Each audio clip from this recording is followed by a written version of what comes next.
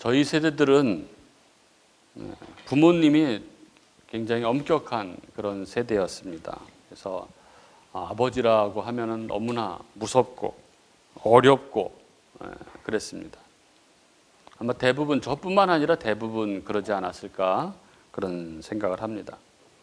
그래서 부모님의 어떤 따스함, 친밀감 이런 것을 우리는 잘 모르고 자랐습니다. 그러다 보니 우리 세대 이후 이제 부모님들은 자녀들을 가능한 친밀하게 대해주고 싶은 그런 마음이 있지 않나 싶습니다. 그래서인지 요즘 아이들을 대하는 신세대 부모들을 보면은 정말 아이들과 너무나 친밀하게 그렇게 지내는 것을 보게 됩니다. 부모와 자식이, 아이가 마치 친구처럼 그렇습니다. 얼마나 보기 좋은 모습인지 모르겠습니다. 그렇게 부모와 자녀가 그렇게 친밀함 가운데 그렇게 살아가는 것이 얼마나 아름다운 모습인지. 그런데 아이들과 그렇게 부모가 친밀감을 가지고 지내는 것은 좋지만은, 그렇다고 해서 이 아이들이 부모를 가벼이 여기는 것으로 나아가지 못하도록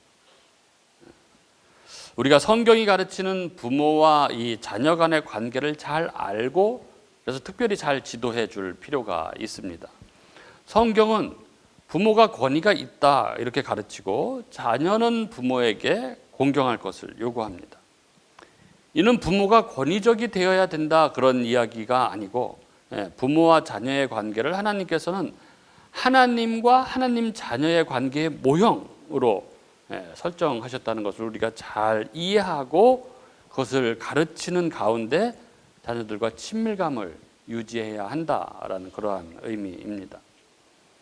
때때로 요즘 아이들을 보면 부모님을 가벼이 여기고 막 말도 막 하고 반말도 하고 막 심지어 막 무시하고 막 대어드는 것을 보기도 합니다. 아마도 이런 것의 원인은 부모가 스스로를 그 가벼움 가운데 방치했기 때문이 아닐까 이런 생각을 합니다. 부모가 아무리 아이들을 잘 해주고 사랑을 해주고 아이들을 이해해 주더라도 아이들이 부모님을 가벼이 여기지 않도록, 무겁게 여기도록 아이들을 가르치면서 그렇게 사랑을 해주면 자녀들은 결코 부모를 가볍게 생각하지 않을 것입니다. 우리는 자녀들에게 친밀감을 가지고 대해주면서도 하나님께서 주신 권위를 기억하면서 선하고 자애로운 아버지와 어머니의 자리에 서서 아이들이 결코 부모를 가벼이 여기지 않는 가운데 서로 친밀감을 누리는 그런 관계를 유지해 나가야 할 것입니다. 그러나 부모가 만일 스스로 권위를, 그 무거움을 무너뜨리면 아이들에게 있어서 친밀감이 아니라 부모를 아무렇게나 여기는 그런 방자함이 나타나게 될 수 있다는 것을 우리는 결코 잊지 말아야 합니다. 오늘 제3계명, 너는 내 하나님 여호와의 이름을 망령되이 일컫지 말라라는 이 계명은 한마디로 하나님의 무거움에 대한 그런 말씀이라고 말할 수 있습니다. 즉 하나님을 무겁게 여기라 이런 뜻이죠. 제3계명의 명령은 하나님의 이름을 가볍게 여겨서는 안 된다는 것이죠. 그런데 어디에서 하나님의 이름을 가볍게 여기는 현상이 발생을 할까요? 대부분의 경우 하나님의 이름을 함부로 들먹이는 것은 현대 교회가 가지고 있는 어떤 보편적인 현상이 아닐까 이렇게 생각을 합니다. 특별히 소위 영적이라고 하는 그런 사람들이 더욱더 쉽게 하나님의 이름을 아무렇게나 그렇게 사용합니다. 예를 들어서 이렇게 이야기하는 거죠. 하나님께서 이렇게 말씀하셨다. 이런 식의 표현입니다. 이런 표현은 정말 신중하고 두려워해야 할, 아니 될 수 있는 한 삼가해야 할 그러한 표현입니다. 왜냐하면 하나님께서 그렇게 말씀하지 않으셨을 수도 있기 때문에 그렇습니다. 우리는 하나님의 음성을 직접 들을 수 없기 때문에 만약 그것이 하나님의 뜻이 아니라면 그 사람은 지금 하나님을 매도하고 있는 것이 되기 때문에 그렇습니다. 네덜란드 개혁 신학자인 이 고제수 교수가 쓴 이 개혁주의 입장에서 본 이 십계명 강해 이 책에 보면은 제3계명의 아주 실제적인 몇 가지 예를 제시하는데, 이걸 보면 제3계명을 범한다는 것이 어떤 것인지를 우리는 쉽게 이해할 수 있습니다. 거기에 보면 이렇습니다. 우리가 우리 생각이나 다른 사람의 소원을 하나님의 뜻이라고 할 때 제3계명을 범하게 됩니다. 예를 들어서 누가 신학대학에 입학하고 싶어서 나는 하나님의 뜻으로 이 학교에 간다라고 말할 때 사람들은 그가 가는 것을 반대할 수 없습니다. 하나님의 뜻으로 가겠다고 하기 때문에 그렇습니다. 그러나 그가 그 학교에 가는 것이 하나님의 뜻인지 어떻게 알 수 있습니까? 이 경우 하나님의 뜻이라는 것은 단지 자기 소원에 불과합니다. 그래서 이렇게 말한 것은 제3계명을 범한 것입니다 라고 그는 말합니다. 또 우리가 아무런 생각 없이 기도하고 찬송할 때 우리는 제3계명을 범하게 됩니다. 우리는 생각 없이 기도나 찬송을 드려서는 안 됩니다. 기도하고 찬송할 때 우리는 하나님이 위대한 하나님이시며 세상을 창조하시고 보호하신 하나님, 죄 없으신 하나님이시라는 것을 항상 기억해야 합니다. 우리가 일개 국가의 통치자를 만날 때도 별 생각 없이 말하지는 않습니다. 더욱이 하나님을 대하면서 아무런 생각이나 내용 없는 말을 하는 것은 결코 있을 수 없는 일입니다. 마찬가지로 우리가 농담 중에 하나님의 이름을 사용하는 것도 하나님의 이름을 망령되이 일컫는 것입니다. 그는 이렇게 말합니다.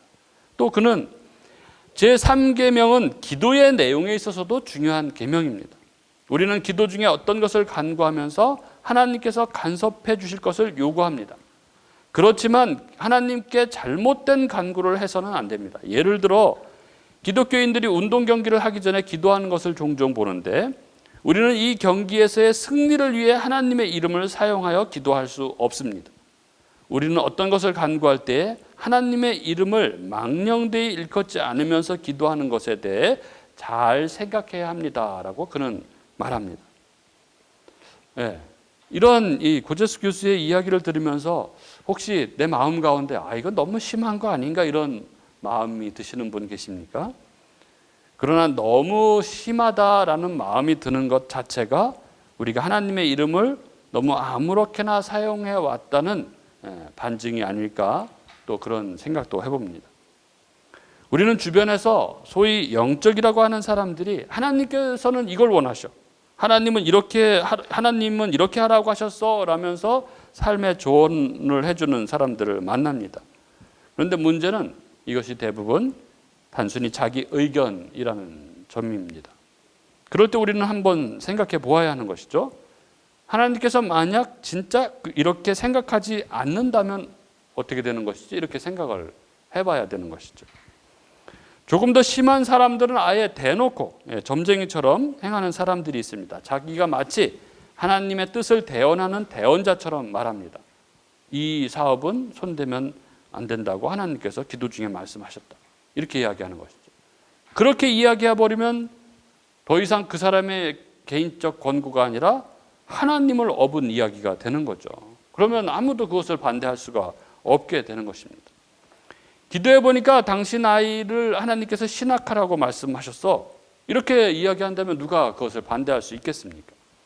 이렇게 기도, 하나님의 목소리, 하나님의 말씀을 업으면 그때부터 그 권위가 그 사람이 아니라 하나님으로부터 오게 되는 것이죠.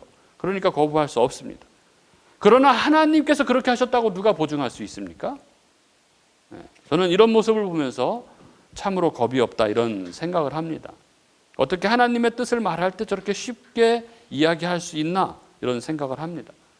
그러나 70년대 이후 이 순복음의 이 오순절 교리가 모든 교파를 초월해서 영향을 미친 이래 사실 한국 교회는 어느 교단에서나 이런 일들이 비일비재한 일이 되고 말았습니다. 이렇게 하나님이 아무렇게나 대접받고 있는 것, 하나님의 뜻이 아무데나 오용되고 있는 것, 이것은 매우 심각하고 슬픈 일이 아닐 수 없습니다. 제3계명은 이렇게 하나님의 명예와 관련된 계명입니다. 우리는 하나님의 명예를 아무렇게나 대우해서는 안 됩니다. 제3계명이 명령하고 있는 것은 하나님의 이름을 망령되이 부르지 말라는 것입니다. 그런데 여기서 이 망령되다라는 것은 헛되게, 공허하게 이런 의미입니다. 즉 망령되이 부른다는 것은 아무 의미 없이 아무렇게나 부른다는 뜻이죠. 하나님을 아무렇게나 부르는 것입니다. 이 제3계명이 하나님의 명예와 관련되어 있기 때문에 이렇게 하나님의 이름을 망령되이 부르는 것은 하나님 앞에 큰 죄가 되는 것이죠. 그래서 오늘 말씀도 제3계명 뒤에 나 여호와는 내 이름을 망령되이 일컫는 자를 죄 없는 줄로 인정하지 아니하리라 이렇게 말씀하고 계신 것입니다. 그리고 하이델베르크 요리문답은 이 제3계명을 설명하면서 그 100번째 문답에서 하나님의 이름을 욕되게 하는 것보다 더 크고 하나님을 진노하게 하는 죄는 없다 이렇게 적고 있습니다. 하나님의 이름을 망령되이 부르는 것은 그 어떤 죄보다 큰 죄이고 그것은 하나님을 진노케 하는 죄입니다. 요즘은 권위가 사라진 세대입니다. 그래서 자신 위에 있는 권위자의 이름을 그렇게 크게 신경 쓰지 않죠. 그래서 그 자기 위에 있는 권위자의 이름을 가지고 유머를 하거나 풍자하거나 하는 것이 아무렇지도 않게 느껴지는 그러한 세상이 되었습니다. 그러나 우리는 절대 하나님이나 예수님의 이름을 가벼이 그리고 웃음거리의 소재로 사용해서는 안 됩니다. 우리는 항상 조심해야 합니다. 그래서 말을 하기 전에 내가 이렇게 말하는 것이 하나님의 이름을 함부로 하는 것은 아닐까 이렇게 깊이 생각을 해야 하는 것입니다. 그러면 왜 하나님께서는 특별히 제3계명에서 하나님의 이름과 관련하여 이런 명령을 하시는 것일까요? 하나님 자신과 하나님의 이름과는 어떤 관계가 있는 것일까요? 웨스트민스터 신학교 초대 총장이었던 에드먼드 클라우니 박사, 제가 특별히 좋아하는 신학자인데 에드먼드 클라우니 박사는 예수님은 십계명을 어떻게 해석하셨는가라는 책에서 이렇게 말합니다. 하나님의 이름은 그의 인격, 성품과 분리하는 것은 불가능하다. 이렇게 말합니다. 즉 성경에서 하나님의 이름은 바로 하나님 자신을 가리킨다는 것이죠. 가장 대표적인 본문이 바로 출애굽기 3장의 그 가시떨기 가운데 나타나신 하나님 그 에피소드입니다. 하나님은 모세에게 애굽으로 가서 당신 백성 이스라엘을 인도하여 내라고 그렇게 말씀하십니다. 그러자 모세가 내가 누구라고 그런 일을 합니까? 하면서 애굽에 갈 것을 주저하죠. 그러자 하나님께서는 내가 너와 반드시 함께 할 것이고 내가 그 백성을 애굽에서 인도하여 낸 후에 이 산에서 나에게 나 하나님을 섬길 것이다라고 재차 독촉을 합니다. 그러자 모세가 하나님께 뭐라고 하냐면 내가 이스라엘 자손에게 가서 너희 조상의 하나님인 나를 너에게 보냈다고 하면 그들이 나에게 그 하나님의 이름이 무엇이냐 이렇게 물을 텐데 제가 그럼 무엇이라고 할까요? 이렇게 묻죠. 그러자 하나님이 출애굽기 3장 14절 15절에 이 말씀을 하시죠. 나는 스스로 있는 자다 하시면서 너희 조상의 하나님 여호와 곧 아브라함의 하나님, 이삭의 하나님, 야곱의 하나님께서 나를 너희에게 보내셨다 하라 이렇게 말하죠. 여기 이 부분이 성경이 하나님의 이름을 처음으로 밝히고 있는 바로 그 본문입니다. 여기 14절에 말하고 있는 스스로 있는 자, 하나님이 당신의 이름을 말씀하실 때 나는 스스로 있는 자다라고 이야기한 이 스스로 있는 자, 이게 바로 여호와죠. 그리고 이 여호와가 하나님의 이름이요 칭호라고 하나님께서 직접 말씀하셨습니다.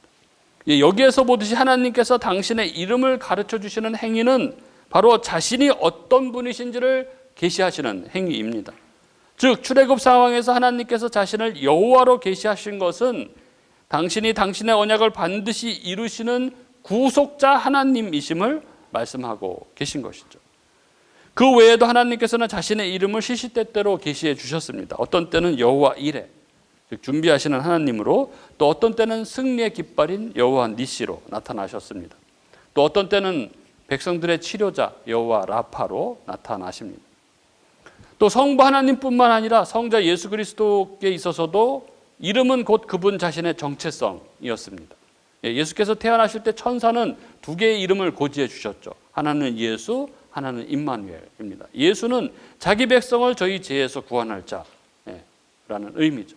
그리고 임마누엘은 하나님께서 그 백성 가운데 함께 하신다는 의미입니다. 그리고 창세기 4장 26절에 보면 셋이 에노스를 낳고 여호와의 이름을 불렀다라는 이런 구절이 나오는데, 여기서 여호와의 이름, 하나님의 이름을 부른다는 것은 하나님을 예배한다는 것을 의미하는 말입니다.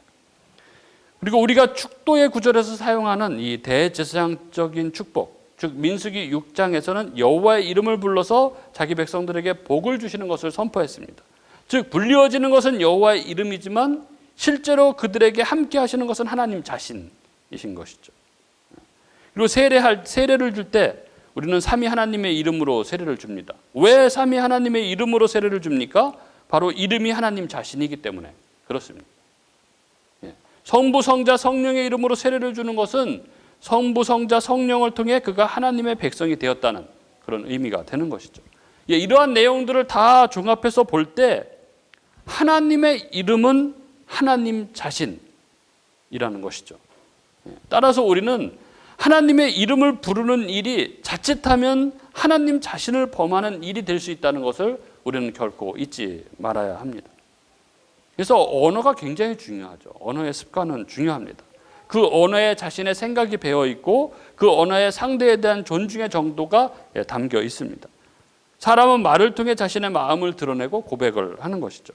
그렇게 하나님을 가볍게 여기는 사람은 하나님의 이름을 가벼이 사용할 것입니다. 하지만 하나님을 무겁게, 하나님을 존귀하게 여기는 사람은 하나님의 이름을 아무렇게나 사용하는 것을 삼가고 두려워할 것입니다. 하나님이 이렇게 했다, 하나님의 뜻이다라고 말하는 것을 조심하고 두려워하고 주의하는 것이죠. 우리 하나님께서는 자기 백성에게 공경을 받으시기에 합당하신 분이십니다. 우리는 하나님을 공경해야 하고, 따라서 그분께서 자신을 함축해 놓으신 그분의 이름을, 하나님 자신이신, 하나님의 정체성이신 그분 이름을 우리는 함부로 사용해서는 안 됩니다. 그리고 실천적으로 우리 삶 속에서 이러한 잔재가 있는 것을 우리는 몰아내야 합니다. 제3계명, 너는 내 하나님 여호와의 이름을 망령되이 일컫지 말라는 이 하나님의 이름을 사용하는 것에 대한 계명입니다. 그리고 하나님의 이름은 앞서 살펴본 대로 하나님 자신을 의미하는 것입니다. 그렇게 우리는 이 하나님의 이름을 사용함에 있어서 조심하고 또 조심해야 합니다. 유대인들은 이 제3계명의 이 엄중함 때문에 하나님의 이름, 이 여호와라는 이름을 아예 사용하지를 않았습니다. 그 대신 여호와라는 이름이 들어가는 그 자리에 아도나이, 이게 주님이라는 의미의 아도나이라는 말을 사용했죠. 그래서 결국 하나님의 이름을 잃어버렸습니다. 그래서 야훼다, 여호와다 이렇게 이야기를 하지만 어느 것 하나 확실히 확인할 수는 없는 것이죠.